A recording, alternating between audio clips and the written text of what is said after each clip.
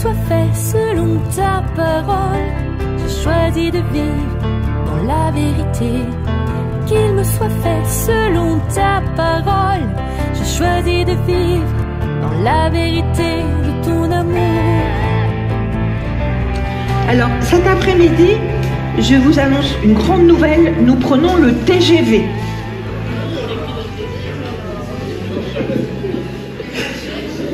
Ce matin, on a pris le TER et cet après-midi, on prend le TGV.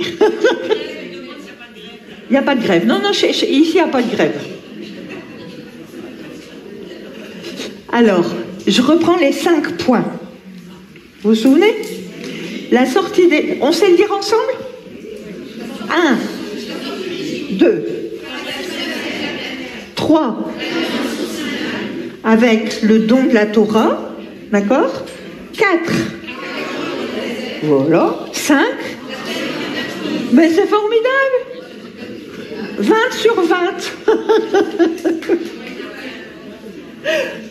Alors, je reviens en quelques mots sur le don de la Torah. Donc, vous vous souvenez, Dieu donne les 10 paroles à Moïse. Moïse monte sur la montagne. Dieu donne les 10 paroles. J'aime beaucoup, dans le judaïsme, on ne dit jamais les 10 commandements. C'est 10 paroles, parce que quand Dieu parle, c'est évident qu'on obéit. Donc on n'a pas besoin de dire les 10 commandements. C'est Dieu qui parle à son peuple. Il a donné 10 paroles. Vous vous souvenez, c'est des paroles qui montrent la direction de la vie. Hein, vous vous souvenez, hein, les flèches qui sont lancées. Alors, Moïse y tarde, vous connaissez l'histoire, le peuple fait le veau d'or. Le veau d'or, c'est horrible. Parce qu'ils adorent un autre Dieu que le Dieu d'Israël. Hein, donc Moïse, quand il descend, il se fâche, il brise les tables de la loi, de la Torah, des 10 paroles. Il remonte, mais là c'est lui qui doit buriner les paroles. Les premières tables, c'est Dieu qui avait écrit avec son doigt. Les deuxièmes tables, c'est Moïse qui doit les écrire. Et redescend avec ces 10 paroles, et ça va vraiment être les 10 paroles de vie pour le peuple. Les 10 paroles de vie pour le peuple. Alors, il y a un texte, si je le retrouve rapidement, parce que je ne mets pas toujours les références, je pense que c'est Deutéronome.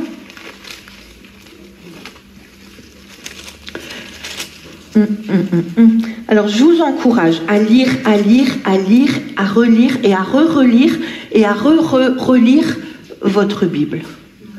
Jusqu'à ce qu'elle soit toute gribouillée. C'est pas grave. C'est votre outil de travail, c'est Dieu qui vous parle. Si elle est toute gribouillée, c'est pas grave. Mais lisez-la et lisez-la encore.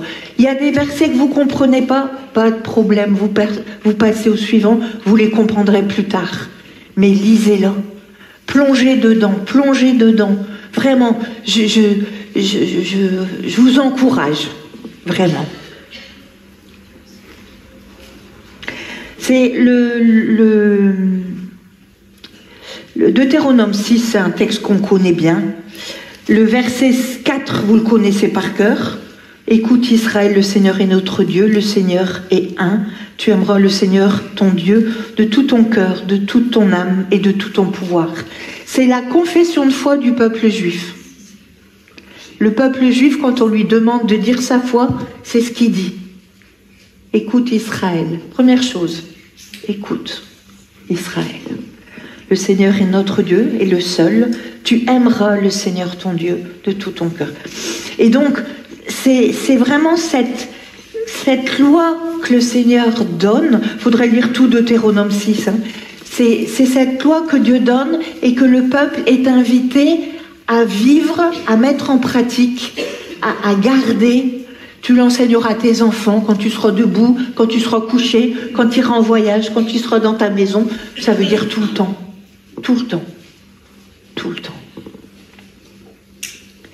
Donc, ce don vraiment des 10 paroles que Dieu donne à son peuple, c'est l'alliance entre Dieu et son peuple. Parce que le peuple a répondu oui, nous écoutons et nous ferons. Naaseh venishma, nous écouterons et nous obéirons. Je sais pas comment on pourrait dire, nous ferons, oui c'est ça, c'est à l'envers de nous. Nous les Français, il faut d'abord qu'on comprenne bien et peut-être on fera. Peut-être. Là c'est nous ferons et nous entendrons et nous comprendrons. Et dans le judaïsme, on fait les choses que Dieu demande et petit à petit on comprend pourquoi il nous a demandé ça. Et c'est vrai pour toutes les bénédictions, tout ce qu'ils font, on peut dire oh là là c'est du baratin, c'est du machin, c'est du truc, c'est du bazar, mais ils font et au fur et à mesure qu'ils font, ils comprennent de plus en plus qu'est-ce que Dieu leur demande à travers ce qu'ils accomplissent. Et nous, on a du mal d'obéir si on n'a pas compris. Et Dieu, il nous dit, je te parle, tu m'écoutes, si tu m'écoutes, tu obéis, et si tu obéis, tu comprendras. Mais c'est à l'envers de notre tête. C'est à l'envers de notre tête d'Européens et de gens cartésiens, enfin bref, c'est à l'envers. J'arrête là. Après, il y a les 40 ans de désert. Les 40 ans de désert, il y a plein de choses. Ils râlent parce qu'ils n'ont pas de viande. Ils râlent parce qu'ils n'ont pas d'eau. Ils râlent parce que... Ils râlent encore, et ils râlent encore, et ils râlent encore. Ils râlent tout le temps. Ils râlent tout le temps. Ils viennent de passer la mer. 3 jours après, ils rouspètent parce qu'ils n'ont pas de viande, ils rouspètent parce qu'ils n'ont pas de pain, ils rouspètent parce que. Ils viennent de traverser la mer à pied sec. 3 jours après. Mais Dieu ne décourage pas. Il dit, je vais vous donner du pain. Vous vous souvenez de la manne, le pain qui est là. Après, il dit, mais on veut de la viande aussi. Vous voulez de la viande, ça va sortir par les trous de vos narines. C'est ce que Dieu dit. Vous voulez de la viande, vous râlez? Eh bien, vous allez voir, ça va sortir par le trou de vos narines, tellement vous en aurez. Et c'est les cailles qui arrivent, des vols de cailles, et ils peuvent se servir pour manger. Et Dieu, il les écoute, et Dieu, il fait, j'allais dire leur caprice, c'est pas vraiment leur caprice, mais il répond, quoi, il répond. Et puis, il y a l'eau. Alors, l'eau, c'est un gros problème, parce que quand on n'a pas d'eau au désert, eh ben, on ne peut pas vivre. Alors, il y a 2 fois où Moïse, il va frapper sur le rocher, et le rocher va donner de l'eau. La première fois, Dieu lui a demandé de frapper, et il frappe, et l'eau sort, et tout va bien. Et la deuxième fois, Dieu lui a dit, parle au rocher, et l'eau va jaillir. Je crois que c'est dans le livre des Nombres, mais je n'ai pas noté la référence. Et Moïse parle... pardon. Moïse parle pas du tout au rocher. Il en a marre que le peuple râle, et il prend son bâton, et il frappe 2 fois sur le rocher, en disant, vous verrez si nous, on n'est pas capable de vous donner de l'eau. Si nous, Aaron et moi, il parle plus de Dieu. Il dit, si nous, on ne sera pas capable de vous donner de l'eau. Et ceux qui connaissent très très bien le désert, ils savent où ils doivent frapper, sur quelle pierre ils doivent frapper, parce que dans le désert, il y a des pierres qui retiennent des poches d'eau. Et celui qui connaît bien le désert, il sait où il doit frapper pour que l'eau puisse sortir du rocher. Moïse connaissait bien le désert. Et donc quand il dit, vous verrez si nous, on n'est pas capable de vous faire sortir de l'eau, il se met en avant lui. Et bien c'est ça qui va l'empêcher d'entrer en terre promise, parce qu'il a volé la gloire de Dieu. Au lieu qu'il laisse la gloire à Dieu, qui fait sortir de l'eau du rocher, il s'approprie la gloire pour lui-même. Et ça, c'est une chose dont Dieu a absolument horreur. Si on vole la gloire de Dieu. Si on dit c'est moi qui ai fait ça, alors que c'est Dieu qui a fait. Et c'est vraiment quelque chose que Dieu n'aime pas dans la parole. On le voit à plusieurs endroits, mais là Moïse, il en avait ras-le-bol du peuple qui râlait, et Moïse, il est tombé dans ça. Et Dieu lui a dit, désolé Moïse, mais tu rentreras pas en terre promise. Et c'est à cause de ça que Moïse n'a pas pu entrer en terre promise. Et c'est assez incroyable quand Moïse arrive au mont Nebo, donc il est devant la terre promise, il voit toute la terre promise, Dieu lui permet de voir toute la terre promise, il est en haut du mont Nebo, et puis il va mourir. Et je ne sais pas si vous avez vu dans le texte, si vous avez bien repéré, mais on dit il va être enterré là, etc. Et après on dit, mais on ne sait pas où est son tombeau. Bizarre. Quelqu'un d'aussi important que Moïse, et on ne sait pas où est son tombeau. La tradition juive, elle s'est dit, mais pourquoi on ne sait pas où est le tombeau de Moïse? Quelqu'un d'aussi important, c'est pas possible. Et la tradition juive, elle dit que Moïse, eh bien, Dieu est venu l'embrasser, et en l'embrassant, il l'a emmené avec lui. Donc il est venu, il l'a embrassé, parce que Moïse, il a essayé toute sa vie de suivre, même si là, il a volé la gloire de Dieu, toute sa vie, il a essayé de suivre Dieu. Et même s'il est tombé entre Dieu, il a demandé pardon, et puis il est reparti, comme nous dans notre vie. On peut tomber entre deux, on peut tomber dans le péché. Ce que je vous disais ce matin, je ne le souhaite pas, mais c'est notre vie, on tombe dans le péché. Et on sait qu'on a Dieu qui pardonne. On peut aller vers lui, on peut lui demander pardon, et on peut recommencer et repartir à zéro. Et Moïse, eh bien, c'est ce qu'il a fait. Et quand il est mort, la tradition juive dit, Dieu y est venu, et puis il lui a fait un gros baiser. Vous imaginez? Et puis il l'a emmené avec lui au ciel. Et c'est pour ça qu'on ne sait pas où est le tombeau de Moïse. C'est ce que dit la tradition juive, hein. C'est pas dans la Bible, d'accord? Mais c'est quand même intéressant. Et je vais vous dire pourquoi c'est doublement intéressant. Parce qu'à la transfiguration, on a Élie qui est à côté de Jésus, et on a Moïse. Les deux, ils ont vu Dieu. Vous vous souvenez, Moïse, Dieu, il a caché son visage et il a vu le dos de Dieu. Vous vous souvenez? Il était dans le rocher. Élie, ça a été la même chose. Il a vu Dieu. Jésus, il a vu Dieu. C'est pas une question, c'est évident. Tous les deux, Élie, il est parti dans un char de feu. Donc son corps, il n'est pas sur la terre. Il est parti dans... Moïse, si on écoute la tradition juive, son corps n'est pas sur la terre. Et Jésus, ben son corps n'est pas sur la terre. Puisqu'il est ressuscité, il est vivant, il est monté vers son Père. Et c'est intéressant parce qu'à la transfiguration, donc tous les trois, ils ont vécu des choses similaires. On dit qu'ils parlent, les deux là, ils parlent avec Jésus de son exode. Ça veut dire de son passage. L'exode, c'est un passage. Hein, donc ils parlent de l'exode de Jésus. Donc on a Moïse qui représente la loi, dans le sens de ce que je vous ai expliqué, qui montre la direction. Élie, c'est celui qui représente tous les prophètes. Donc à côté de Jésus, on a la loi et les prophètes, et tous les trois, ils ont vu la gloire de Dieu, ils ont été emportés dans la présence de Dieu.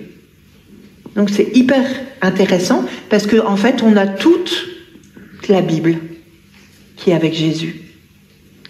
On a la Torah, on a les prophètes, et puis on a Jésus qui est l'accomplissement, l'ultime accomplissement, je ne sais pas comment il faut dire, le summum de l'accomplissement de la parole, c'est Jésus. Et à la transfiguration, on a tout ça. D'accord? Et donc Moïse n'a pas pu rentrer en terre promise, mais c'est Josué qui prend la relève. Et c'est intéressant parce que Josué, c'est la même racine, son nom c'est la même racine que Jésus. Hein, c'est la même racine. Et Josué, dans la Bible, il est présenté comme celui qui va faire entrer le peuple dans la terre promise. Et c'est ça qui se passe. Hein, c'est ça qui se passe. Donc, ils vont rentrer dans la terre promise. Donc en fait, là, quand on va prendre Josué, on va quitter ce qu'on appelle la Torah, les 5 premiers livres de la Bible, et on va rentrer dans les Ketuvim, c'est-à-dire les écrits, et les prophètes. D'accord? Donc on quitte, jusqu'à maintenant on a fait la Torah, donc les 5 premiers livres de la Bible, ça s'appelle la Torah. Nous en français on va dire le Pentateuque, parce qu'il y a 5 livres, donc Penta c'est 5, hein, donc les 5 livres, et on va commencer à regarder les écrits et les prophètes. D'accord? Donc c'est ce qu'on va entrer dedans maintenant, avec Josué.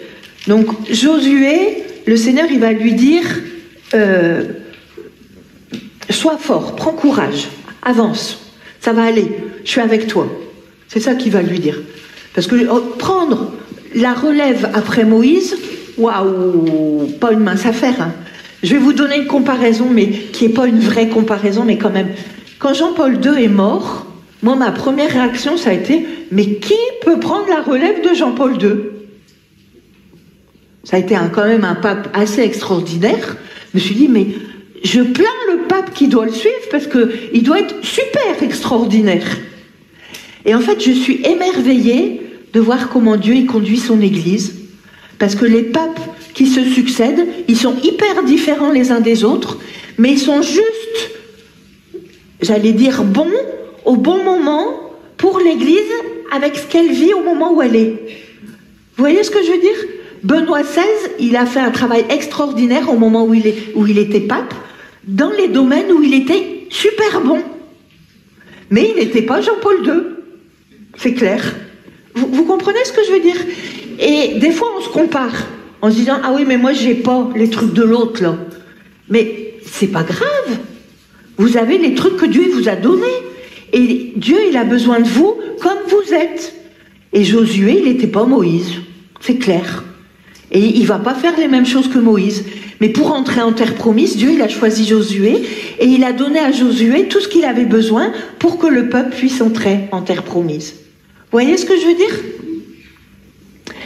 Donc, Dieu lui dit, regardez au chapitre 1, verset 6, « Sois fort et tiens bon, car c'est toi qui vas mettre ce peuple en possession du pays que j'ai juré à ses pères de lui donner. Seulement, sois fort et tiens très bon pour veiller à agir selon toute la loi que mon serviteur Moïse t'a prescrite. » Donc, il a un mot d'ordre, si je peux dire, « Sois fort, tiens bon ». Hein, sois fort, tiens bon, et veille à agir selon la loi que Moïse t'a donnée. Donc 3 choses. Il lui donne 3 choses. Et puis c'est ce qu'il va faire, Josué. Je ne vais pas reprendre toutes les choses, parce que là, il faudra vraiment une semaine. Donc je ne vais pas faire ça. Mais petit à petit, il rentre dans la terre promise, avec des combats, avec etc., etc. Mais c'est ce qui va se passer. Et au chapitre 24 de Josué, le peuple est placé devant un nouveau choix et Josué va leur dire « Mais qui voulez-vous servir? Maintenant que vous êtes dans la terre promise, qui voulez-vous servir ?» Parce qu'ils sont arrivés en terre promise, c'est bien, mais les peuples qui habitaient là, ils avaient leur Dieu. Donc le peuple d'Israël pouvait être très tenté par les autres dieux. Très tenté. Et Josué va leur dire, c'est au chapitre 24 à partir du verset 14, « Et maintenant craignez le Seigneur et servez-le dans la perfection et en toute sincérité. Éloignez les dieux que servirent vos pères au-delà du fleuve et en Égypte, et servez le Seigneur. Si vous ne paraît pas bon de servir le Seigneur, choisissez aujourd'hui qui vous voulez servir. Soit les dieux que servaient vos pères au-delà du fleuve, soit les dieux des Amorites, donc c'est ceux qui étaient dans le pays, dont vous habitez maintenant le pays. Quant à moi et ma famille, nous servirons l'Éternel. » Et alors la question, elle nous est posée à chacun de nous. On entre en terre promise, quel Dieu on veut servir? Est-ce que c'est les dieux de nos pères, donc des idoles, qui ne donnent pas la vie, on a vu ce matin, ou alors c'est le Dieu d'Israël qui donne la vie? Mais quel Dieu nous voulons servir? Et Josué dit, moi et ma famille, nous servirons l'Éternel. Donc il y a un choix qui se fait. Et puis le peuple répond, loin de nous d'abandonner le Seigneur pour servir d'autres dieux, le Seigneur notre Dieu est celui qui nous a fait monter, nous et nos pères, du pays d'Égypte, de la maison de servitude, qui devant nos yeux a opéré ces grands signes, qui nous a gardés tout au long du chemin que nous avons parcouru, et parmi toutes les populations à travers lesquelles nous avons passé. Et le Seigneur a chassé devant nous toutes les populations, ainsi que les Amorites qui habitaient le pays. Nous aussi, nous servirons le Seigneur, car c'est lui notre Dieu. Alors je vous pose la question, mais répondez-moi pas, vous répondrez au Seigneur. Quel Dieu vous avez envie de servir? Quel Dieu vous avez envie de servir? Alors, ça a été un gros changement parce qu'en arrivant en terre promise, ils ont dû se sédentariser. D'accord? Donc, c'était pas évident. Ils étaient bergers, ils bougeaient de droite et de gauche, etc. Et là, ils devaient s'installer dans des villes, dans des endroits, etc. et se sédentariser. Et ça a été un gros changement. Ça veut dire aussi rencontrer la culture du pays où ils rentrent, la religion de Canaan, et le peuple a dû lutter tout le temps au niveau spirituel contre les dieux de Canaan. Et ça a été vraiment un combat, comme nous on peut avoir des combats avec des idoles, hein, c'est la même chose. Alors peut-être qu'on n'est plus tellement habitué au mot idole, mais pensez à ce que je vous ai dit ce matin. Ça peut être mon ordinateur, ça peut être ma voiture, ça peut être ma femme, ça peut être... Je reviens pas là-dessus. Mais eux, ils étaient confrontés aux dieux des Cananéens, tout le temps. Parce que les Cananéens, il y en avait encore dans la terre. Et donc, qu'est-ce qu'on fait avec l'idolâtrie? Et dans la Bible, le combat le plus grand de toute la Bible, c'est contre l'idolâtrie. Il y a la présence des Philistins aussi, avec le danger qu'ils représentent. Et du coup, ça va obliger les tribus à s'unir les unes avec les autres. Avec toutes ces choses autour, elles vont être obligées de s'unir les unes aux autres et de s'organiser. Et alors là, on va arriver sur la frise. Vous voyez, on a vu Josué. Ah non, j'ai passé quelque chose. Je vais revenir un tout petit peu en arrière. Josué et Juge. Alors, c'est deux livres qui racontent l'entrée en terre promise. De façon différente, mais les deux livres racontent l'entrée en terre promise. Josué, ça va être avec des combats, etc. Les Juges, ça va être avec des juges, justement, qui vont jouer un peu un rôle de gouvernement à ce moment-là. C'est pas le juge dans le sens où on entend, ils vont juger comme ça, mais ils vont gouverner pendant un temps, et souvent parce que le peuple s'est complètement éloigné, donc ils crient, ils veulent quelqu'un qui vienne, entre guillemets, les sauver. Donc il y a un juge qui arrive, qui est nommé, qui est choisi, le juge essaye de remettre le peuple dans la bonne direction, et puis le juge va mourir, le peuple va recommencer, et on va chercher un autre juge. Le peuple va crier en disant « Au secours, on a abandonné Dieu, qu'est-ce qu'il faut faire ?» Et puis Dieu va dire « Attendez, je vais vous donner un nouveau juge. » Et puis ça va être toute l'histoire, d'accord, des juges. Je simplifie, mais c'est un peu ça. Et puis on va arriver donc à Samuel. Samuel, c'est la fin des juges. Et quand il va commencer Samuel, on appelle le voyant. Le voyant, c'était aussi un prophète. C'était celui qui voyait, qui entendait le Seigneur. Samuel, vous vous souvenez de son histoire, comment il a été tout petit, amené au temple pour servir l'Éternel. Par 3 fois, Dieu va l'appeler. Et puis, vous vous souvenez, je ne reprends pas tout puisque le temps tourne. Donc, il va se mettre à servir le Seigneur, d'abord dans le temple avec Élie le prêtre, pas Élie le prophète, Élie le prêtre. Et puis, petit à petit, il va s'étoffer, il va devenir un personnage important. On dit de lui, et ça je trouve ça extraordinaire, qu'il ne laissait tomber à terre aucune des paroles de Dieu. Et moi je me suis toujours dit, mais Agnès, est-ce que tu gardes toutes les paroles ou tu laisses tomber à terre des paroles que Dieu t'a données?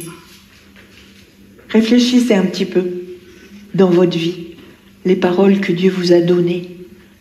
Est-ce que de temps en temps, vous ne les avez pas laissées tomber à terre?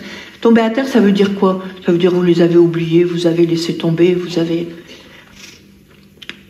Et on dit de Samuel qu'il ne laissait tomber à terre aucune des paroles de Dieu. Donc je vous encourage à garder vraiment toutes les paroles de Dieu, toutes celles qu'il vous donne. Et vous savez quoi? On a de la chance parce qu'aujourd'hui on a des cahiers et des crayons. Et avec des cahiers et des crayons, on peut écrire les paroles que Dieu nous donne. Et du coup, elles ne vont pas tomber à terre puisqu'on peut relire ce qu'il nous a donné. Mais trouvez des trucs, c'est ça que je vous dis avec un peu d'humour, mais trouvez des trucs qui peuvent vous aider à garder la parole que Dieu vous donne. Peut-être ça sera un cahier, un crayon. Moi, à un moment, j'avais des post-it. Sur mon miroir où je me lavais le matin, j'avais un post-it avec une parole de Dieu. Dans ma voiture, j'avais un post-it avec une parole de Dieu. Peu importe, mais trouvez les choses qui vous aident pour garder la parole de Dieu. Alors, Samuel, il va être comme un juge pendant tout un temps, et à un moment, le peuple va lui dire, je passe quand même pas mal de choses, mais le peuple va lui dire, nous on veut un roi. On veut être comme les autres nations tout autour, et puis on veut un roi. Les autres nations tout autour, ils ont un roi, et nous on n'a pas de roi. On veut un roi. Et Samuel dit, mais c'est pas possible qu'ils veulent un roi, incroyable, mais ils ont rien compris. Alors il va voir Dieu, puis il dit à Dieu, mais Dieu, tu vois, ils veulent un roi. Et puis Dieu lui dit, mais c'est pas contre toi qu'ils en ont, c'est contre moi. Ils veulent pas, Dieu il dit à Samuel, je le dis avec mes mots, il dit à Samuel, ils veulent pas de moi comme roi dans leur vie. C'est ça que Dieu dit à Samuel. Et Dieu va plus loin, il dit, donne-leur un roi et ils verront ce que c'est que d'avoir un roi au-dessus d'eux.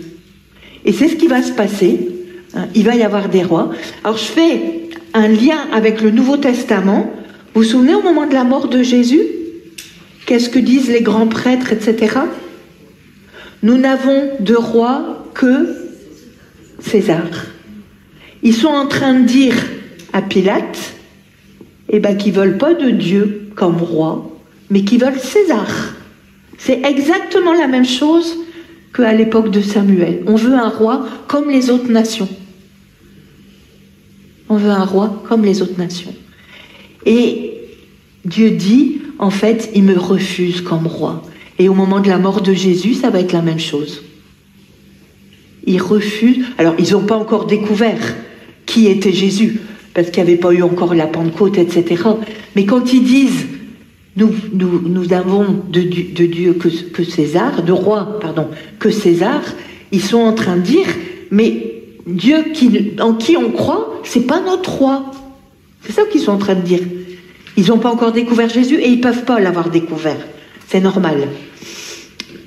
Mais c'est ça qu'ils disent. C'est pas Dieu qui règne sur nous, c'est César.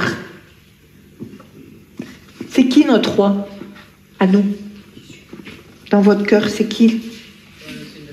Et vous répondez vous-même. C'est pour vous, c'est pas pour moi. Alors, avec Samuel, il va y avoir deux rois. Le premier roi qui va être choisi, c'est Saül. Vous voyez? Sur la frise, Saül, le premier roi qui va être choisi. Et le deuxième, c'est David. Et vous voyez, Saül, il n'y a pas de jaune autour. Et David, il entourait de jaune. Et Salomon, il est juste souligné de jaune. Et le jaune, ça veut dire les rois qui ont obéi à Dieu et qui ont essayé de faire sa volonté à fond. Et Saül, il va y avoir un gros problème. Dès qu'il est choisi pour être roi, que Samuel loin pour être roi, il y a Samuel qui lui demande d'aller à un endroit et de mettre anathème l'endroit où il doit aller. Et mettre anathème, ça veut dire on tue tout. On tue les gens, on tue les animaux, on tue tout. Et puis Samuel revient de cet endroit-là, et il revient et... Non, pardon, j'ai dit Samuel, c'est Saül revient de cet endroit où il a dû mettre anathème l'endroit, et puis quand il revient, Samuel, il entend des animaux. Il entend des bêlements, il entend... Et puis il dit à Saül, mais en fait, t'as pas fait l'anathème. Alors, Saül, il répond, ben non, j'ai pas fait l'anathème, mais je ramène pour faire des sacrifices. Donc c'est bien ce que je fais. Et puis Samuel lui dit, non, t'as pas obéi à Dieu. Dieu, il avait demandé l'anathème. Il n'avait pas demandé des sacrifices. Puis Saül, il dit, mais je l'ai fait pour Dieu, je vais faire des sacrifices. C'est bien ce que j'ai fait. Et Samuel, il dit, non, t'as pas obéi. Dieu, il t'a pas demandé des sacrifices, il t'a demandé l'anathème. Et en fait, Saül, et alors, Samuel va dire à Saül, eh ben, tu peux plus être roi. Parce que si tu n'es pas capable d'obéir, tu ne peux pas être roi. Et puis Saül, il va commencer à se dépêtrer en disant « Oh, mais pardon, ceci, cela, etc. » Mais il a eu beaucoup de mal à demander pardon. Et puis David, après ça va être David qui va être loin. Bon, il y a toute une dispute entre Saül et David. Toute la vie de David, elle va... Enfin, tant que Saül vit, Saül, il va embêter David, il va essayer de le tuer, il va essayer... Enfin bref, c'est compliqué pendant tout le temps. Mais David, il fait un péché énorme. Vous vous souvenez du péché de David? Il voit une jolie femme dans une piscine qui prend son bain. Il dit « Oh, cette femme, elle est géniale quand même. Ça serait bien pour moi. » Il ne sait pas comment. Voilà, il se la fait amener à son palais. Il couche avec elle. Elle attend un enfant. Et quand il sait qu'elle attend un enfant, il fait revenir son mari qui est à la guerre, en espérant que le mari va aller coucher avec elle, avec sa femme, et qu'on ne sache pas que le bébé qui est là, eh bien, c'est le bébé de David. Et le mari, Uri, est tellement droit, il dit, moi, mes compagnons, ils sont à la guerre, je ne peux pas aller coucher avec ma femme. Et donc, il reste sur les marches du palais, et il reste avec les autres soldats qui sont au palais. Et puis, il dit, non, c'est pas possible, je ne peux pas. Mes compagnons d'armes, ils sont en train d'être au combat. Et puis, ça va durer un petit moment, et David est très en colère en lui-même, parce qu'il dit, ben, s'il ne va pas coucher avec sa femme, il va bien comprendre que, voilà, la femme, elle a un bébé qui n'est pas de lui. Alors David, il décide quoi? Il décide de renvoyer Uri à la guerre avec une lettre. Et dans la lettre, il est écrit, pour le général, tu mettras Uri au plus fort du combat parce qu'il faut qu'il meure. Donc il repart avec sa lettre de mort, de mise à mort. Il repart au combat, il est mis au plus fort du combat, il meurt. Donc pas de problème. La femme, personne ne va savoir, donc pas de problème. Et puis il y a Nathan qui va voir David. Nathan, c'est un prophète. Et puis Nathan, il dit à David, tu sais, il y avait quelqu'un qui avait 100 brebis. Et puis il devait faire un repas et il fallait qu'il tue une brebis. Et pour tuer une brebis, il ne voulait pas prendre dans ses 100 brebis, donc il a été chercher une brebis chez quelqu'un qui avait une seule brebis, et il a tué sa brebis. Alors le prophète dit à David, mais qu'est-ce qu'on fait avec cet homme-là? David se met en colère en disant, on le tue. Et puis Nathan, il dit, bah, cet homme-là, c'est toi. Parce que t'avais toutes les femmes que tu voulais à disposition, et puis tu en voulais une, et puis tu as tué son mari. Et qu'est-ce que fait David? Et c'est là la grandeur de David. Le péché, il est affreux, mais c'est qu'il se met tout de suite à genoux, il demande pardon, il se met dans la cendre, il jeûne, etc. Et la différence avec Saül, le péché de Saül, on a l'impression que c'est ridicule. Il n'a pas tué des brebis, c'est ridicule. Eh bien, la différence, c'est dans le cœur. David, il se met tout de suite à genoux, il demande tout de suite pardon, il pleure son péché, etc. Et ça, c'est la grandeur de David. Et donc, c'est pour ça qu'il est entouré en jaune et que c'est un grand roi, parce que même s'il a péché, eh bien, quand il a péché, il a demandé pardon. Vous voyez? Alors, dans notre vie, c'est ça. Je vous ai dit hier, c'était pas un gros péché, mais je me suis quand même énervée avec un monsieur qui m'a blessée, puis qui m'a, voilà, mais j'ai pas répondu correctement. Et bon, j'ai demandé pardon à Dieu, mais le péché, ça va arriver dans notre vie. Mais le principal, c'est qu'on soit petit, qu'on aille vers Dieu, qu'on demande pardon, et puis qu'on demande au Seigneur de nous changer. Et avec David et avec Saül, ben c'est ça la différence entre les deux.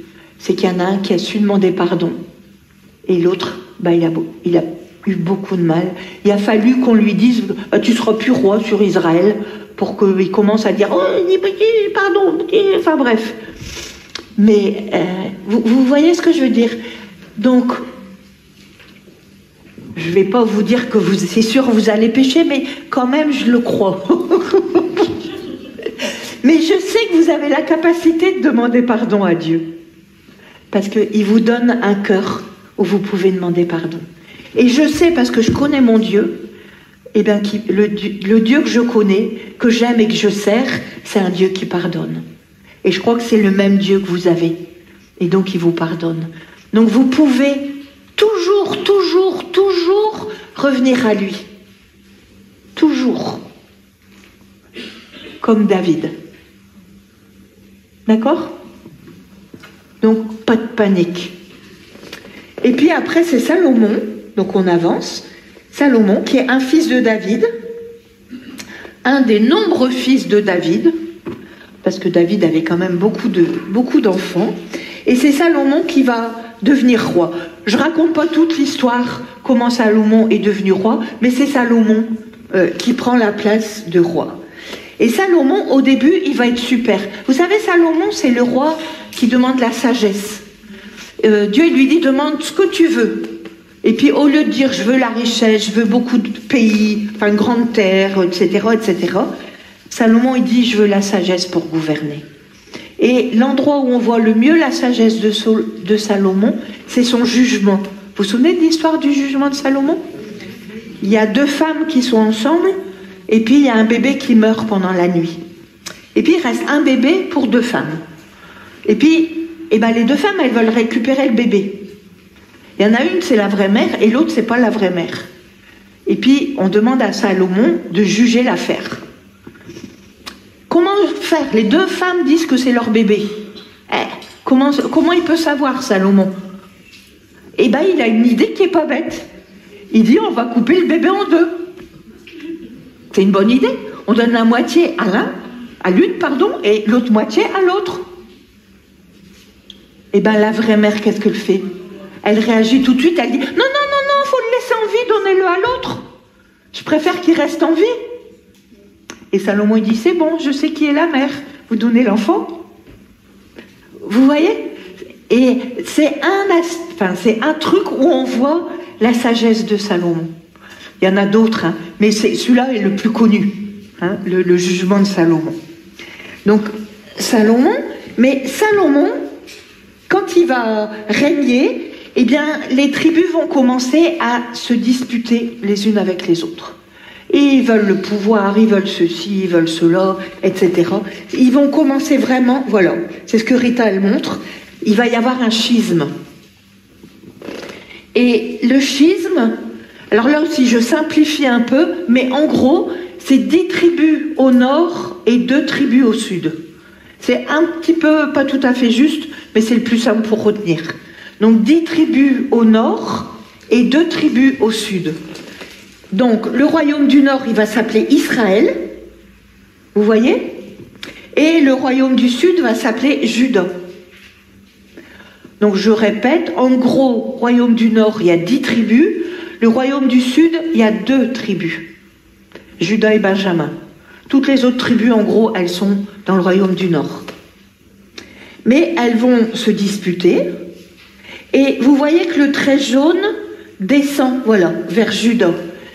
Pourquoi? Parce que les fils de David et de Salomon, et la promesse du Messie, parce qu'on est toujours en vue du Messie, on ne l'oublie pas. Dieu, il a promis un Messie. Vous vous souvenez, Genèse 3, on l'a lu ce matin. Et le but, c'est un Messie. Et la promesse du Messie qui a été faite à David, c'est dans, je ne sais pas de bêtises, peut-être que la promesse de la descendance, où il veut construire une maison. Premier livre des rois. Si tu peux trouver la référence, s'il te plaît. Ah bah oui, c'est noté. Chapitre 3, verset 9. Ouais, excuse-moi, j'avais pas... Voilà. Vas-y. Ah oui, pardon. 1 Roi 3, 11. Et 2 Chroniques 1, 9. Parce que c'est le livre des Chroniques et le livre de Rois, c'est 2 livres qui sont en parallèle, en gros. C'est ça, Roger? C'est bien ça? D'accord. Donc, David avait dit à Dieu, je veux te construire une maison. Et puis Dieu lui dit, taratata, t'as du sang sur les mains, c'est pas toi qui vas construire ma maison, ça va être ton fils. Et par contre, moi, je vais te construire une maison. Et ça voulait dire quoi? Quand Dieu dit à David, je vais te construire une maison, c'est je vais te construire une descendance. Et cette descendance, elle régnera toujours sur le trône d'Israël. D'accord?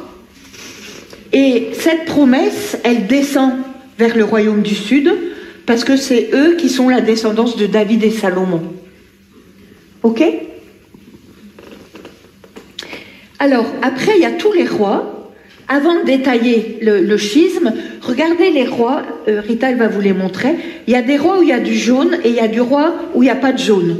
Tu commences par les jaunes. Alors, oui. Vas-y, parle fort et puis ça va aller. Yotam, Ézéchias, Josias. Voilà. Alors, les rois qui sont simplement soulignés de jaune, c'est ceux qui sont pas mal dans l'obéissance de Dieu. Ceux qui sont entourés, c'est des rois géniaux par rapport à l'obéissance à Dieu. D'accord? C'est pour donner un petit peu des points de repère. Attends, je vais me tourner parce que... Il y a Ézéchias et Josias qui sont entourés de jaune. Voilà. Voilà. Qui ont vraiment été des rois fidèles à ce que Dieu demandait et qui ont obéi. D'accord? Alors, dans le royaume du Nord, vous voyez qu'il n'y a pas beaucoup de rois où il y a du jaune. Il n'y en a pas. Et souvent, on va avoir un petit refrain, ils firent ce qui déplaît au Seigneur. D'accord? Et ça va être un refrain pour les rois du royaume du Nord. Donc, voilà, tous ces rois-là. Vous les avez sur votre frise, hein? Donc on ne reprend pas tous les noms. Alors, entouré, on va continuer avant de... Voilà. Entouré, vous avez le nom des prophètes. D'accord? Dans le royaume du Nord, on a Élie, le grand prophète Élie, celui dont j'ai parlé tout à l'heure à la transfiguration. Le grand prophète Élie, c'est lui qui a fait au mont Carmel, là-bas dans le nord du pays, le sacrifice avec les prophètes de Baal. Il y avait 450 prophètes de Baal, et puis Élie était tout seul de l'autre côté. Et puis il dit aux prophètes de Baal, on va voir quel est le vrai Dieu. Donc il dit aux prophètes de Baal, vous allez chercher du bois, vous allez chercher un sacrifice, et puis on va faire un sacrifice, mais on ne va pas l'allumer, on va demander à notre Dieu de l'allumer. Donc vous allez demander à votre Dieu, et moi je vais demander à mon Dieu. Les prophètes de Baal, ils vont passer une matinée à prier, à faire plein de trucs, des incantations, à se faire des taillades et tout ça, en demandant à leur Dieu d'allumer le sacrifice. Et puis ça ne va jamais s'allumer. Et puis après, Élie dit, moi je vais le faire. Alors, pour montrer encore plus la grandeur de Dieu, il dit, amenez de l'eau, mouillez le bois au maximum. Je sais pas, il mouille 7 fois, si j'ai bonne mémoire, il mouille 7 fois le bois. Et puis Élie prie le Dieu d'Israël, et puis tout de suite, le feu descend et le sacrifice est consumé. Et alors il dit aux prophètes de Baal, aux 450 prophètes de Baal, il dit, voyez quel est le vrai Dieu. Et alors Élie, qui a une force incroyable, là aussi, voilà, il a une force incroyable devant les prophètes de Baal parce qu'il va tous les tuer, les 450, il va les tuer. Et puis le lendemain, la reine Jézabel, qui est une reine terrible, elle servait Baal, donc le dieu des prophètes de Baal, et puis elle apprend qu'Élie a tué tous les prophètes de Baal. Donc elle est dans une colère folle. Et elle dit, je vais tuer Élie. Et Élie, qu'est-ce qu'il fait? Il part. Alors, dans la Bible, on parle du mont Horeb. Et le mont Horeb, c'est un autre nom du mont Sinaï. Donc il retourne à l'endroit où Moïse a reçu les 10 paroles. Donc il retourne à l'origine. Et de temps en temps, ça fait du bien de repartir aux choses qui sont des points de départ et de nous rappeler ce que Dieu a fait. Donc il repart là-bas, mais il a peur de Jézabel. Il n'a pas eu peur des 450 prophètes de Baal. Et puis là, devant Jézabel, une petite bonne femme, voilà, il a peur. Et arrivé au Sinaï, donc à l'Horeb, Dieu lui dit, mais Élie, qu'est-ce que tu fais là? Mais qu'est-ce que tu fais là?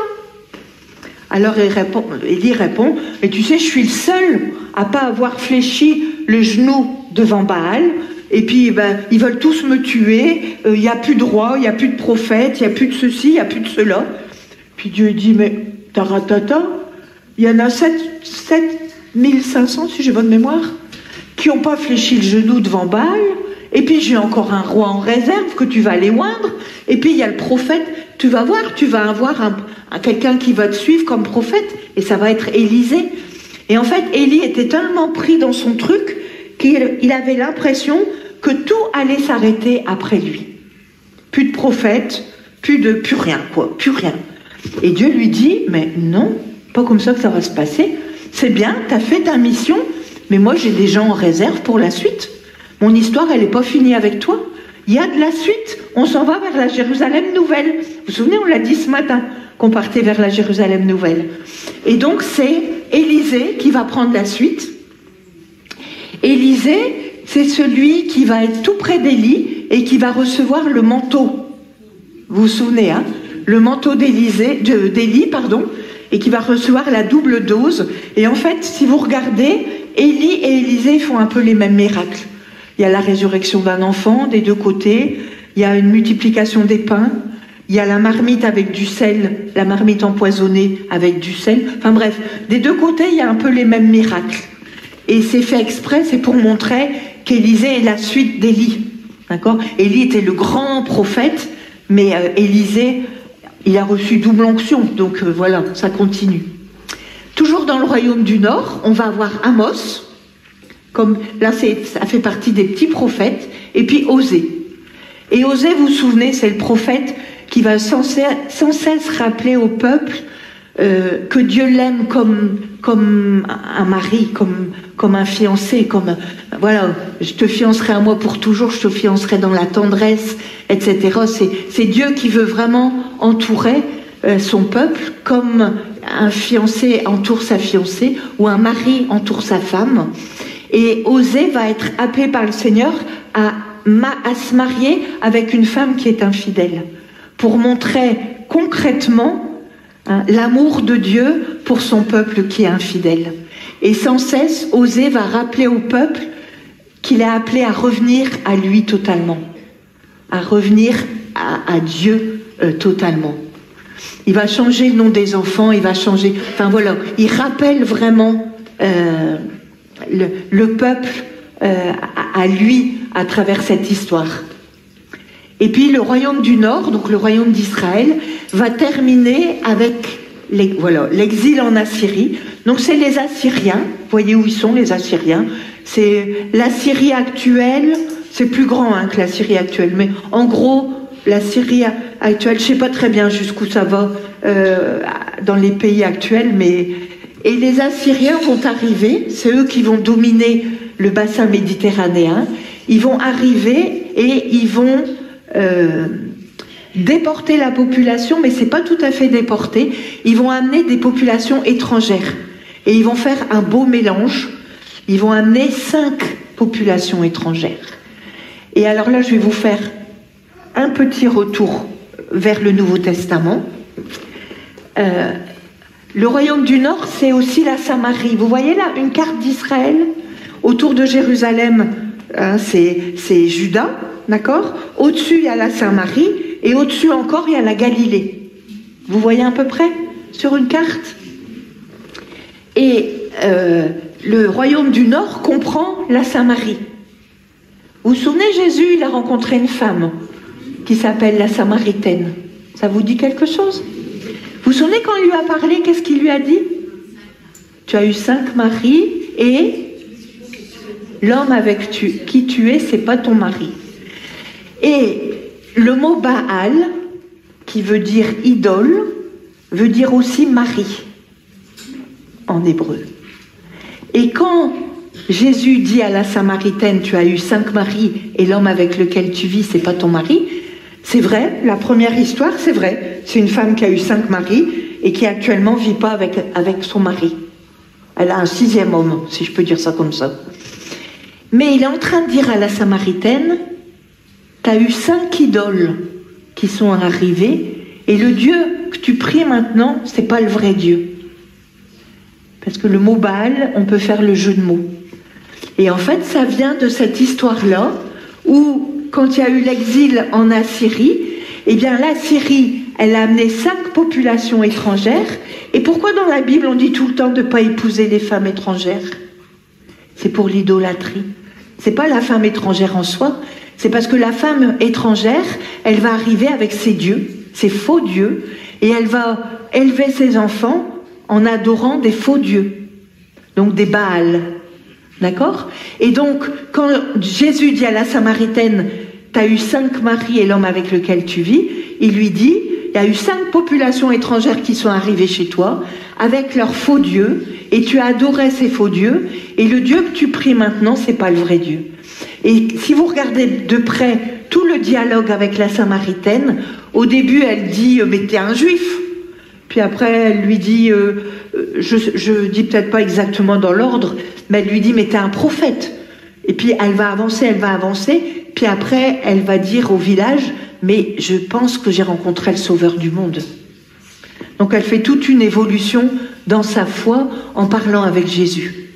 D'accord? Parce que Jésus, qu'est-ce qu'il a fait? Il lui a révélé la vérité sur sa vie. Mais il l'a révélée sans la juger, mais avec beaucoup d'amour. Il lui a pas dit, ouais, t'as eu 5 maris, mais te rends pas compte, c'est pas du tout la loi. Et c'est pas ça qu'il a fait. Quand la femme, elle a dit, j'ai pas de mari, il lui a dit, tu dis vrai? Tu dis vrai? Ah ben Jésus, il aurait pu dire autre chose. Et il l'écrase pas. Il lui dit, tu dis vrai. T'as pas de mari. T'en as eu 5. Et l'homme avec lequel tu vis, c'est pas ton mari. Donc il lui montre ce qui va pas, mais sans la démolir. Au contraire, dans ce qu'elle a dit, il lui montre ce qui est bien. Vous voyez ce que je veux dire? Parce que nous, quand on juge les gens, oh là là, hein. Enfin, je sais pas vous, mais moi, Donc, l'exil en Assyrie. Ça va pour l'exil en Assyrie? Mais vous retenez mélange de populations. D'accord? Les 5 populations, mélange de populations. Il y en a qui vont partir en Assyrie, des tribus. Il y a une partie des tribus qui partent en Assyrie, mais les Assyriens font mélanger la population sur place avec 5 populations étrangères. D'accord? Quand on parle des tribus perdues, vous avez peut-être entendu parler de ça, quand on parle des tribus perdues, c'est les 10 tribus qui sont parties en Assyrie. Ça fait partie de ces 10 tribus-là. D'accord? C'est bon? Parce que ça fait beaucoup de choses, hein? Alors, on revient au schisme. Donc, on a dit 10 tribus au nord, 2 tribus au sud, et au sud, c'est Juda. Et Juda, donc 2, et c'est eux qui ont la promesse, vous avez retenu, la promesse du Messie. Donc, Juda, c'est Jérusalem, c'est Bethléem, c'est toute cette partie-là. D'accord? Alors, les rois qu'on a dans le royaume du sud, c'est des rois qui sont, de façon générale, beaucoup plus obéissants à Dieu, beaucoup plus fidèles à l'alliance. Et donc, je ne vais pas reprendre chaque roi, hein, parce que ça serait beaucoup trop long, mais on voit, je répète pas, mais les rois qui sont en jaune, voilà, Rita, elle vous les montre, c'est ceux qui obéissent à Dieu. Pardon? Hein? Pendant la pause, vous pourrez... Oui, pendant les pauses, vous viendrez voir de plus près. Pardon? Les nommés. Vas-y. Roboam, Asa, Josaphat. Roboam mis en jaune? Non. Non. Oui. Asa, Josaphat, Joas, Amazias, Osias. Non. Osias, tu passes? Il y a le jaune. Il y a du jaune? Yotam, non? Je vois pas le jaune. Ah d'accord, bah vas-y. Osias, Yotam, Ézéchias et Josias. Alors Ézéchias et Josias, c'est vraiment 2 grands rois qui vont être hyper fidèles, ils vont vraiment, et ils vont faire que le peuple revienne à la loi. Et pour Josias, la chose importante à retenir pour Josias, c'est sa mort. C'est bizarre de dire ça, mais c'est sa mort. Il va arriver à Megiddo. Megiddo, c'est... qu'est-ce que je peux dire? C'est à peu près au milieu... Je ne sais pas comment expliquer. À peu près au milieu du pays. Je vais être plus simple. C'est à peu près au milieu du pays. Et il y a une guerre qui va naître entre l'Égypte. Parce que si vous voyez comment est la carte d'Israël, c'est un peu comme un couloir. Et il y a toujours les grandes puissances. L'Égypte au sud, et la Syrie au nord, etc. Et ils se disputent. Et Israël est toujours un peu comme le passage entre pour les grandes puissances. Et ils se bagarrent là. Et le roi Josias pense qu'il va pouvoir arrêter les grandes puissances. Donc il va à Megiddo, c'est le milieu du pays. Et puis à Megiddo, il se fait tuer. Et alors il y a une grosse question qui naît.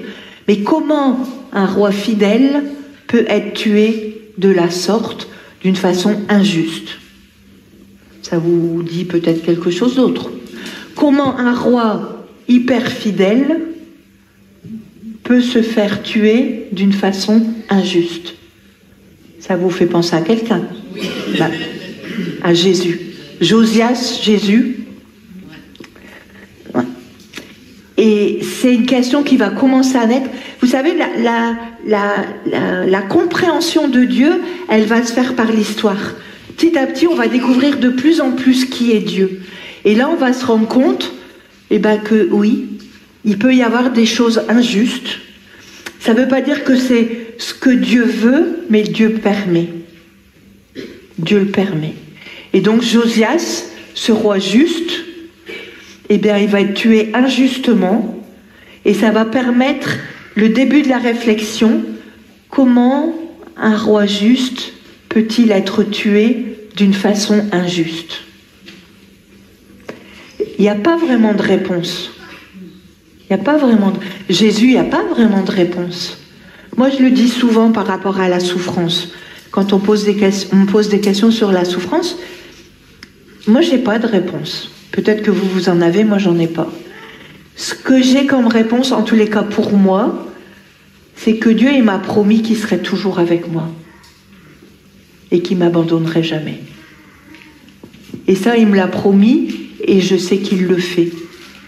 Je ne vais pas simplement dire, il va le faire, mais il le fait, parce que je le vois. Ça ne veut pas dire que c'est facile tous les jours, hein, mais je le vois. Et la promesse de Dieu, par rapport à la souffrance, par rapport à la mort injuste, etc., un bébé qui meurt en étant tout jeune, humainement, c'est injuste. On a plein de choses dans nos vies où c'est injuste. C'est pas juste. Ça vous arrive jamais de dire ça? Mais c'est pas juste. Dieu, il n'a pas donné de réponse. Enfin, moi, en tous les cas. Peut-être que André ou Roger peuvent donner une réponse. Moi, j'en ai pas. Mais ce que je sais, c'est que Dieu, il est là. Et il ne nous abandonne pas. Et quand vous voyez autour de vous des choses injustes, comme la mort du roi Josias, vous pouvez vous dire, on ne comprend pas, mais vous pouvez vous dire, Dieu est là. Et il n'abandonne pas. Il n'abandonne personne. Et dans vos vies, vous avez certainement des choses qui vous font souffrir, des choses qui vous paraissent injustes, des événements que vous avez vécus qui étaient ou qui sont compliqués et qui vous paraissent injustes. Dieu, il vous dit, je suis avec toi. Je te lâche pas. Je suis avec toi. N'aie pas peur, je suis avec toi. Et je pense que c'est ça qui veut nous dire à chaque fois qu'on vit des injustices. Qu'on vit des choses injustes pour nous, avec notre regard à nous. Donc je vous encourage à jamais oublier que Dieu, il est avec vous dans tout ce que vous vivez. Les belles choses et puis les choses qui vous paraissent injustes. Il est là. Alors, après, il y a Josias. Après, Sédécias, c'est un roi horrible. Et puis, c'est l'exil en Babylonie. Alors, l'exil en Babylonie, si vous regardez sur une carte, c'est assez étonnant, parce que Abraham est parti. Alors, c'est quoi comme pays maintenant? Merci. Je me trompe toujours entre l'Iran et l'Irak. Merci beaucoup. Donc, il est parti de l'Irak, et puis il a fait tout un chemin comme ça pour arriver en Israël. Et bien là, l'exil en Babylonie, ils font exactement l'inverse. Ils repartent à l'endroit où Abraham était. Alors c'est idiot quand même. Parce que la promesse de Dieu, c'était de leur donner la terre, et puis ils repartent à l'endroit du début. Dieu, il veut aussi les faire réfléchir, en disant, mais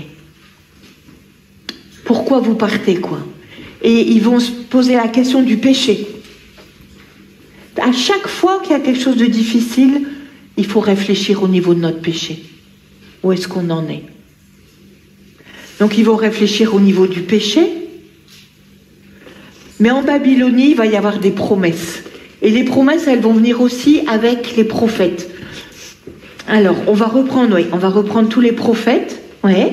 Sophonie, Naoum, Habakkuk, Jérémie, Baruch, Ézéchiel, Abdias, la deuxième partie d'Isaïe et Daniel. Voilà.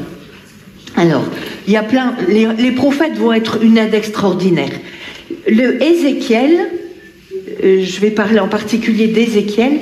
Ézéchiel, quand le peuple va partir de Jérusalem, vous savez que Jérusalem, c'est le lieu que Dieu a choisi pour y faire habiter son nom.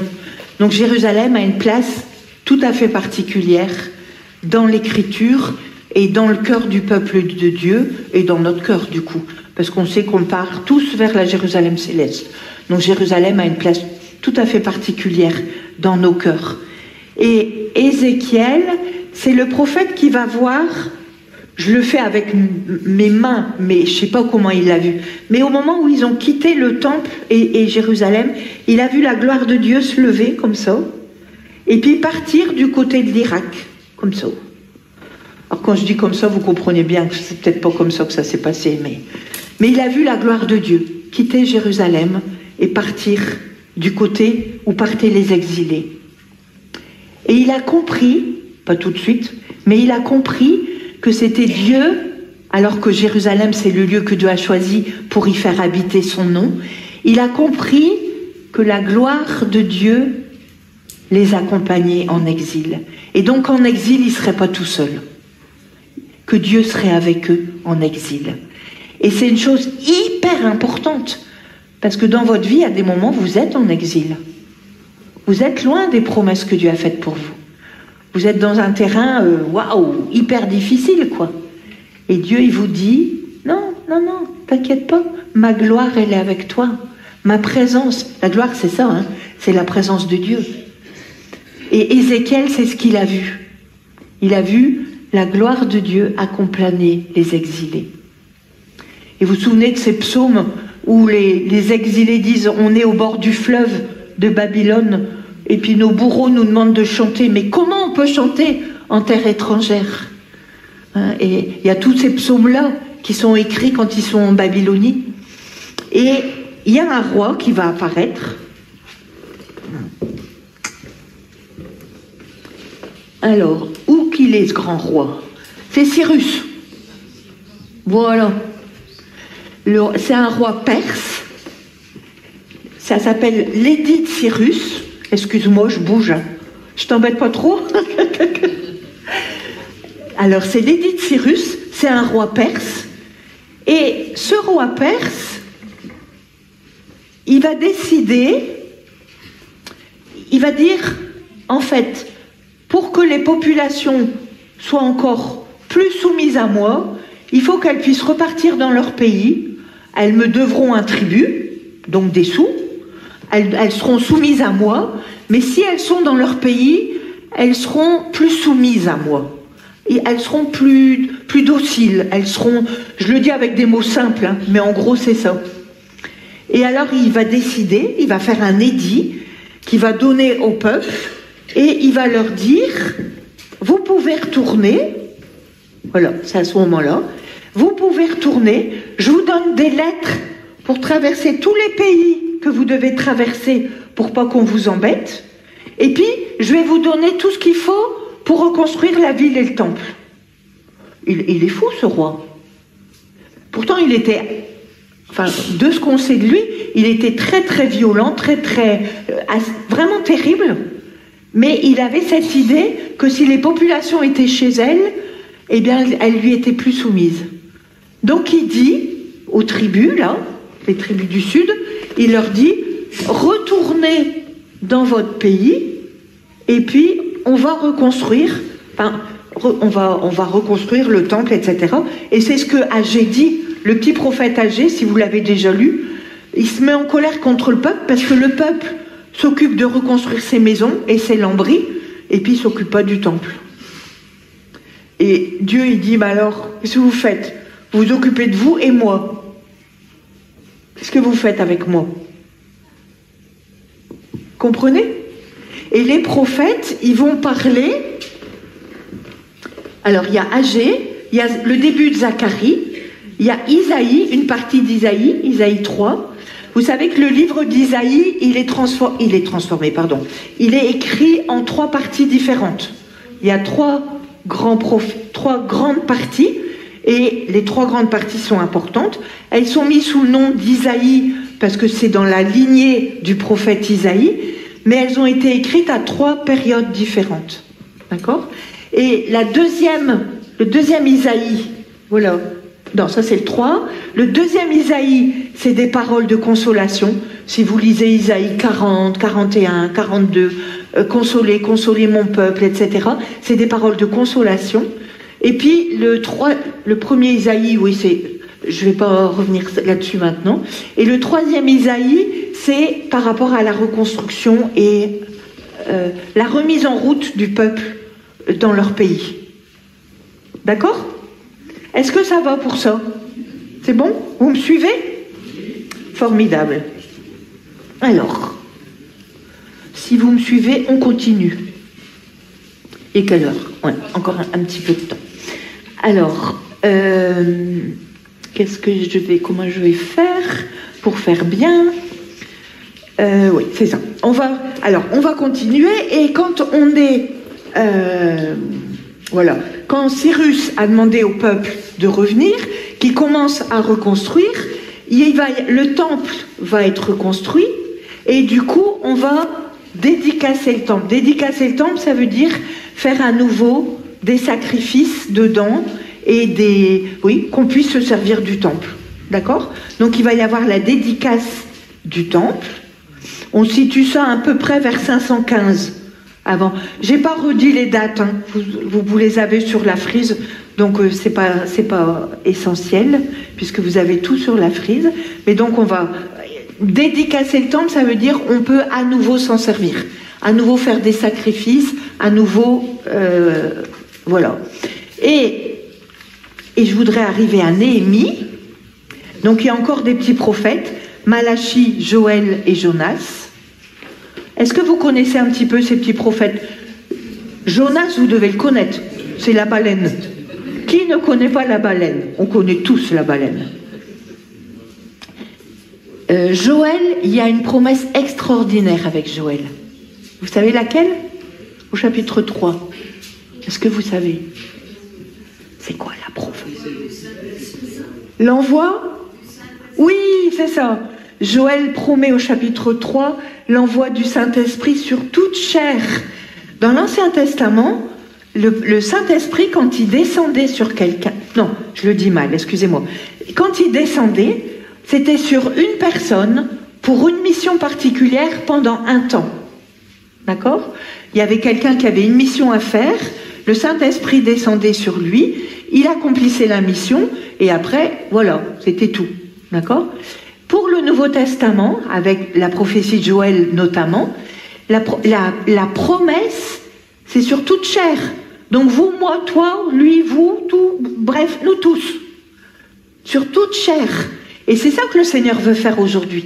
Et si vous n'avez pas encore reçu le Saint-Esprit, n'hésitez pas parce que c'est vachement important pour pouvoir suivre le Seigneur et pour pouvoir accomplir ce qu'il veut pour nous. Et Joël promet le Saint-Esprit sur toute chair et il promet les charismes. Et on a besoin des charismes pour pouvoir servir le Seigneur.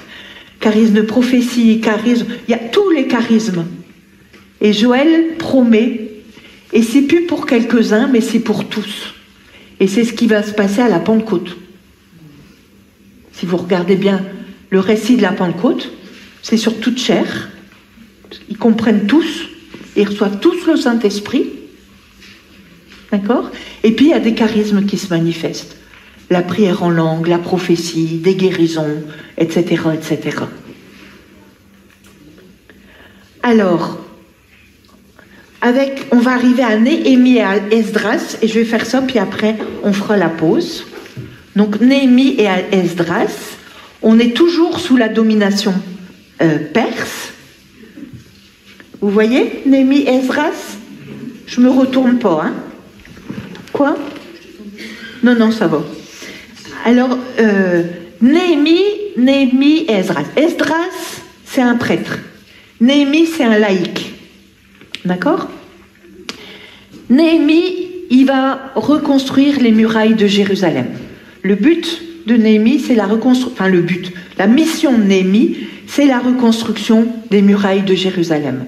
Et c'est beau, si vous lisez le récit, enfin moi j'ai beaucoup aimé, ils font le tour, ils sont chacun devant chez eux, ils font la muraille, d'un côté ils ont les armes pour combattre parce qu'il y a les ennemis qui ne veulent pas, de l'autre côté ils ont la truelle, etc. pour monter les murailles, mais ils font ce que Dieu leur a demandé. Et petit à petit, ils reconstruisent les murailles. Et moi, il y a quelque chose qui m'a frappé, je n'ai pas encore la réponse, peut-être que quelqu'un l'aura, mais il commence par la porte des brebis et il termine par la porte des brebis. La porte des brebis, ça vous dit quelque chose? Porte des brebis? Jean au chapitre 10, je crois. La porte des brebis. Il commence par là pour reconstruire les murailles et il termine par cette porte-là. Je ne comprends pas encore tout, mais je suis sûre qu'il y a quelque chose de fort là-dedans. Parce que Jésus est la porte des brebis. C'est le début et la fin, l'alpha et l'oméga. Il faut encore creuser un petit peu, mais il y a quelque chose là. Donc Néhémie, la première fois qu'il arrive, relisez le livre de Néhémie, il est excellent ce livre. Il revient, le roi le voit tout triste. Et puis il lui dit, mais Néhémie, pourquoi tu es tout triste? Parce qu'il servait le roi. Pourquoi tu es tout triste? Puis Néhémie dit, j'ai eu des nouvelles de mon peuple. Et puis la ville, elle est démolie, les murailles, elles sont cassées, et tout, et tout. Et il est triste. Et puis le roi, il dit, mais ça ne peut pas rester comme ça. Je vais te donner ce qu'il faut aller reconstruire. Et donc Néhémie part à Jérusalem pour reconstruire les murailles. Et puis il fait d'abord le tour avec son petit âne. Il fait le tour de Jérusalem et il voit la destruction, il voit que tout est détruit. Tout est détruit. Et donc, voilà. Et puis, il va prendre du courage, il va encourager le peuple, et il va dire, allez, on y va, on prend notre ruelle et on reconstruit. Et puis, ils vont reconstruire les murailles de Jérusalem. Alors, il y a plein de combats, etc., mais relisez le texte, il est super. Et puis, Esdras, c'est un petit peu après. Esdras, c'est un prêtre, et Esdras, il va faire que le peuple revienne à Dieu. Et donc, ils vont trouver la loi, ils vont lire la loi, et il va encourager le peuple à obéir à la loi, et à ce que le peuple redevienne fidèle à la loi. Et on dit, je l'ai mis comme ça sur la frise, mais quelque part, c'est la naissance du judaïsme. Avant, il n'y a pas de judaïsme. C'est avec Esdras que naît le judaïsme. Vous l'avez sur la frise, hein. Comment dire, l'écoute de la parole, la mise en pratique de la parole, etc., c'est avec Esdras. Et Esdras va mettre le peuple au pied du mur, encore une fois, en disant, mais qu'est-ce que vous voulez, quoi? Est-ce que vous voulez suivre Dieu? Et c'est comme ça que ça va se faire. Et le peuple va dire, oui, on veut suivre Dieu, même s'il y a des hauts et des bas, parce qu'il y a le péché, etc. Je crois que j'en ai déjà pas mal parlé. Mais avec Esdras, ça va se mettre en route et le peuple va commencer à... Oui, c'est la naissance du judaïsme. Le peuple va à nouveau choisir Dieu, va à nouveau obéir à la parole et va suivre ce que Dieu demande. Toujours avec la lecture de la parole. Ils vont passer une journée à lire la parole. Puis Esdras, à la fin, il va dire « Mais réjouissez-vous, allez porter des gâteaux à tout le monde, etc. C'est la fête, parce que justement, aujourd'hui, vous avez choisi de suivre Dieu. » Alors, si quelqu'un décide de suivre Dieu, vous pouvez aller apporter des gâteaux. Parce que c'est la fête. C'est la fête. Alors, je vais juste, et puis je vais m'arrêter là pour maintenant, mais tout ça c'est possible, on n'en parle pas, mais derrière il y a l'Esprit de Dieu. Et tout ça c'est possible parce qu'il y a l'Esprit de Dieu. D'accord? Donc toute cette histoire du peuple avec Dieu, eh bien elle est dirigée par l'Esprit de Dieu. Dans l'Ancien Testament on n'en parle pas beaucoup, mais il est là, c'est lui qui agit. On va en parler plus dans le Nouveau Testament, mais c'est important de savoir que tout ce qui se passe, c'est l'Esprit Saint qui est derrière. Et c'est l'Esprit Saint qui est à l'œuvre. Et je vais vous dire un truc, peut-être vous ne le savez pas, ou peut-être vous le savez déjà, mais dans votre vie, c'est aussi l'Esprit Saint qui agit. Et c'est lui qui vous conduit, c'est lui qui vous mène, et c'est lui qui veut vous entraîner plus loin. Voilà, je m'arrête pour maintenant. Tu me condamneras si tu es pour moi. Tu as plaidé ma cause, toi mon avocat. Tu as payé, tu m'as libéré. Tu m'as ouvert le ciel, je suis sauvé par grâce. Par grâce. Qu'il me soit fait selon ta parole. J'ai choisi de vivre dans la vérité.